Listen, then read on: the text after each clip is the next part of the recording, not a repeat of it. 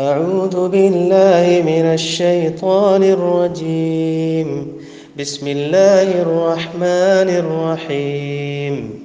الرحمن علم القرآن خلق الإنسان علمه البيان. الشمس والقمر بحسبان والنجم والشجر يسجدان والسماء رفعها ووضع الميزان ألا تطغوا في الميزان وأقيموا الوزن بالقسط ولا تخسروا الميزان والأرض وضعها للأنام فيها فاكهة والنخل ذات الأكمام والحب ذو العصف والريحان فبأي آلاء ربكما تكذبان خلق الإنسان من صلصال كالفخار وخلق الجان من مارج من نار فبأي آلاء ربكما تكذبان رب المشرقين ورب المغربين فبأي آلاء ربكما تكذبان مرج البحرين يلتقيان بينهما برزخ لا يبغيان فبأي آلاء ربكما تكذبان يخرج منهما اللؤلؤ والمرجان فبأي آلاء ربكما تكذبان وله الجوار المنشآت في البحر كالأعلام فبأي آلاء ربكما تكذبان كل من عليها فان ويبقى وجه ربك ذو الجلال والإكرام فبأي آلاء ربكما تكذبان يسأله من في السماوات والأرض كل يوم هو في شأن فبأي آلاء ربكما تكذبان سنفرغ لكم أيها الثقلان فبأي آلاء ربكما تكذبان يا معشر الجن والإنس إن استطعتم أن تنفذوا من أقطار السماوات والأرض فانفذوا لا تنفذون إلا بسلطان فبأي آلاء ربكما تكذبان يرسل عليكما شواظ من نار ونحاس فلا تنتصران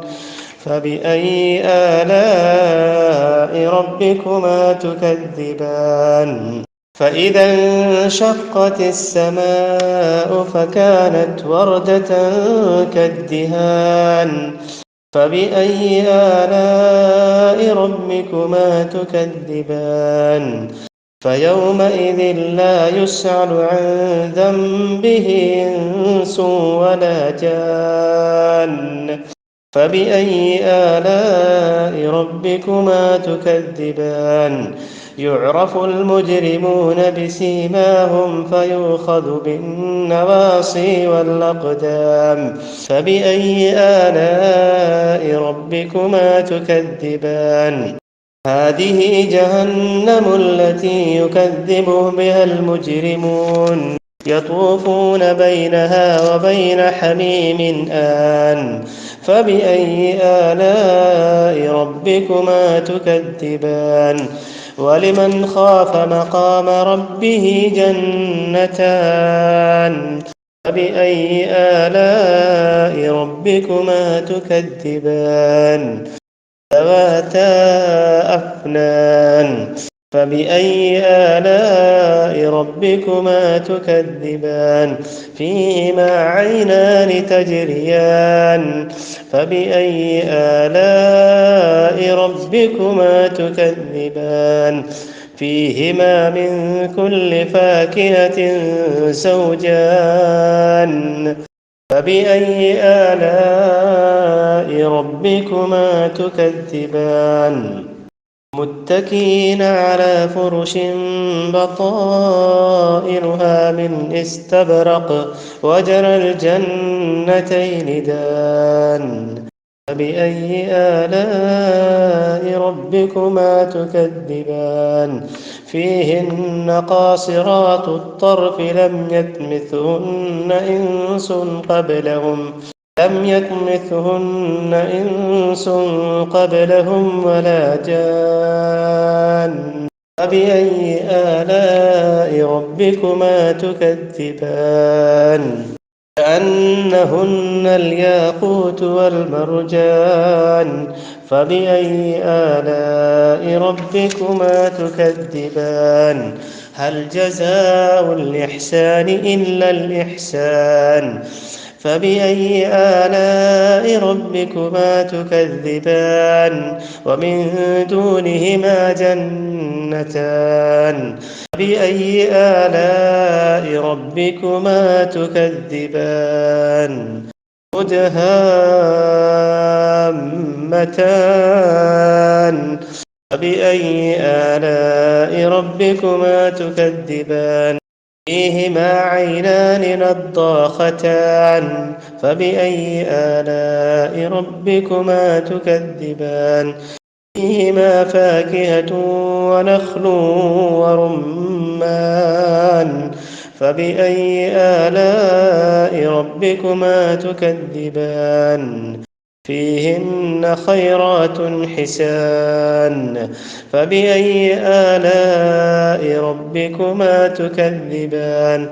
حور مقصورات في الخيام فبأي آلاء ربكما تكذبان لم يطمثهن إنس قبلهم ولا جان فبأي آلاء ربكما تكذبان متكئين على رفرف خضر وعبقري حسان فبأي آلاء ربكما تكذبان